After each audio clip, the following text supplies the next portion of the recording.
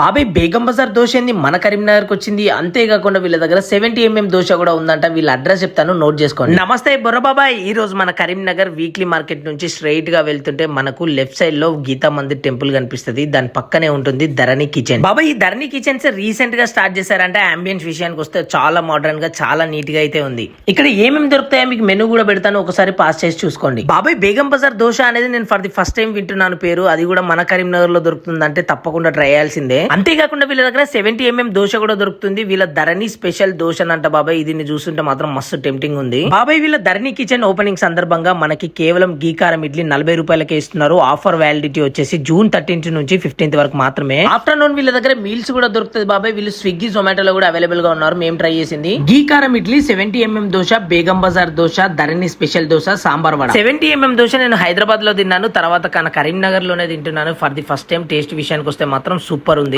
Opening సందర్భంగా మనకు 40 rupees కే గీ కారం ఇడ్లీ ఇస్తున్నారు. గట్టిగా గీ వేసి ఇచ్చారు బాబాయ్. ఆహా వేరే లెవెల్. వీళ్ళ ధరణి కిచెన్ స్పెషల్ దోశను కూడా ట్రై చేసిన బాబాయ్. డిఫరెంట్ గా ఉంది కానీ చాలా బాగుంది టేస్ట్ మాత్రం. ఇక్కడ వడ సైజ్ కూడా చాలా పెద్దగా ఉంది బాబాయ్. ఆ సాంబార్ లో మంచిగా నానిన వడని తింటుంటే మాత్రం నోట్లో బ్లాస్ట్ అయిపోయింది బాబాయ్. క్రేజీ ఉంది టేస్ట్ మాత్రం. మేము ట్రై చేసిన ప్రతి ఒక్కటైతే చాలా బాగున్నాయి బాబాయ్. ఇదైతే మా ఒపీనియన్. వీళ్ళ దగ్గర మధ్యాహ్నం మీల్స్ కూడా దొరుకుతున్నాయి. స్విగ్గీ అండ్ జొమాటోలో కూడా అవైలబుల్ గా ఉన్నారు. మరి ఇలాంటి వీడియోస్ కోసం పేజ్ ని ఫాలో చేసి సపోర్ట్ చేయండి.